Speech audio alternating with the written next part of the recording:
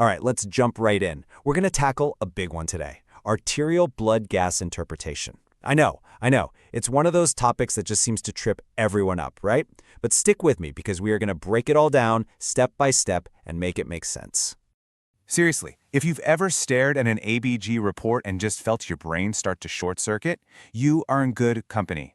This is a tough nut to crack for a reason, but I promise you, it's not magic. There's a really simple, elegant logic hiding behind all those numbers, and we're gonna find it. So, what's the deal? Why are these so scary? Well, for one, you get this wall of numbers thrown at you all at once. Then you've got these compensation rules that feel kinda fuzzy, right? And trying to spot when there's more than one thing going wrong? Yikes. But you know what the real problem is? We're taught to just memorize stuff. And that's exactly what we are not going to do today. And that right there is the big idea for this whole explainer. Think of it this way. ABG is logic, not memory. We're going to toss out all that rote memorization. Instead, we're going to build a logical, step-by-step method you can use every single time. It's about actually understanding what's going on, not just spitting back numbers. Okay, so here's the game plan. We'll start with why ABG seems so intimidating, then get into the golden rules and normal values. After that, we'll walk through a 5-step breakdown, see how it works in the real world, and finally, make sure you can walk away from this feeling confident. All right, Section 1, why ABGs seem scary. We've kind of touched on this already. It's a real challenge, so let's get to the good stuff, the solution. Okay, on to Section 2. Let's build our toolkit, our foundation. These are the golden rules and the normal values you absolutely need to crack the code on any ABG you see. First things first, the normals. And please don't just stare at this and try to burn it into your brain. Think of these numbers as home base. This is the body's happy place. Every single value we look at on a patient's report, we're just asking, how far have we strayed from home base? That's what tells us if we're dealing with acidosis or alkalosis. It's our anchor point. And here it is, the golden rule. Seriously, if you forget everything else, remember this. This one sentence is your secret decoder ring for ABGs. The pH tells you the what, the overall disorder.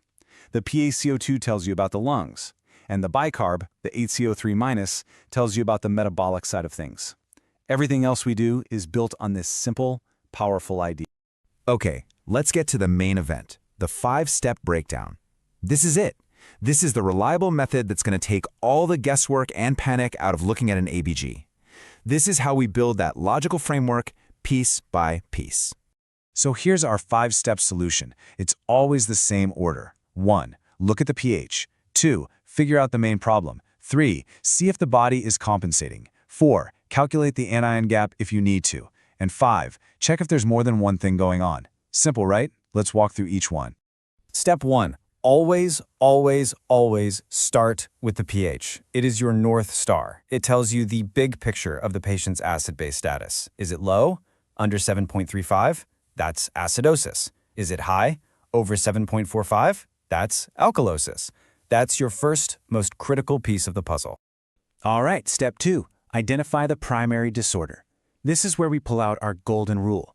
You look at the pH, and then you look at your 2 suspects, PaCO2 and bicarb, and you just ask yourself a simple question. Which one of these explains the crazy pH? If the PaCO2 is the culprit, boom, it's a respiratory problem.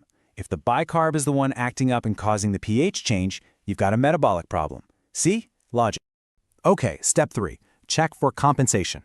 Now, the body is pretty amazing. It doesn't just sit there when the pH goes haywire, it tries to fix it. If the problem is metabolic, the lungs jump in to help. If it's respiratory, the kidneys get to work. These formulas here, they're not just for exams. They tell us what a proper response should look like. So for metabolic acidosis, we can use Winter's formula to predict what the PaCO2 should be. If the patient's actual number is way off from that prediction, well, that's a massive red flag that there's probably a second problem hiding in there. Step 4 is a bit of a special case. You only really do this when you've found a metabolic acidosis. Calculating the anion gap is like being a detective. It helps us figure out the why behind the acidosis. If the gap is high, it points you towards a very specific list of culprits. And yeah, that's where the classic mud piles mnemonic comes in. Think methanol, uremia, decay. It really helps you narrow down what's causing the problem for your patient.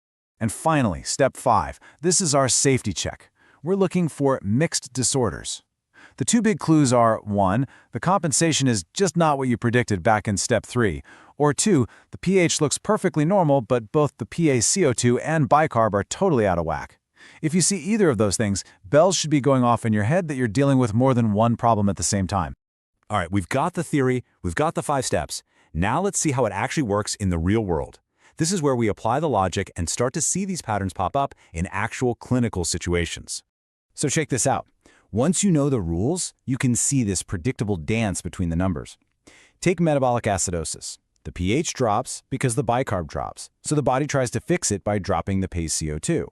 Now look over at respiratory acidosis. The pH drops because the PaCO2 goes up, and the body compensates by raising the bicarb. See? Every single disorder has its own unique fingerprint, its own signature pattern. And this is where it all comes together.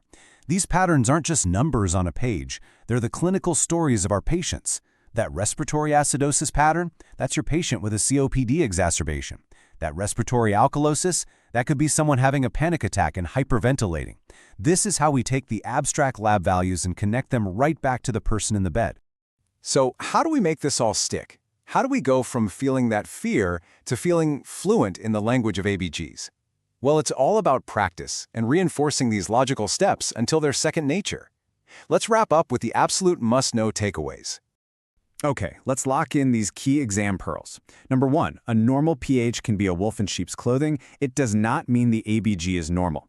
Number 2, compensation tries to fix things, but it never overcorrects. The pH will move towards normal, but it won't swing past it. 3, if you see metabolic acidosis, your brain should immediately scream, calculate the anion gap. And finally, the most important one, this is a logical, stepwise process. It's not a guessing game. And hey, if you just want a quick and dirty way to double-check yourself, the Rome mnemonic is your best friend. It stands for respiratory opposite, metabolic equal. So for respiratory problems, the pH and the PaCO2 move in opposite directions. For metabolic problems, the pH and the bicarb move in equal directions. It's a great little mental shortcut to confirm you're on the right track. At the end of the day, that's what this is all about. Mastery doesn't come from a flashcard with 100 different combinations. It comes from just applying this 5-step logic over and over and over again. You do that enough, and soon you won't even have to think about it. You'll just see the patterns. So here's the deal. The next time an ABG report gets handed to you, you're not going to see a scary jumble of numbers. You're going to see a physiological story, a story that you now know exactly how to read, step by logical step. The code is officially cracked. The only question left is, what are you going to do with it?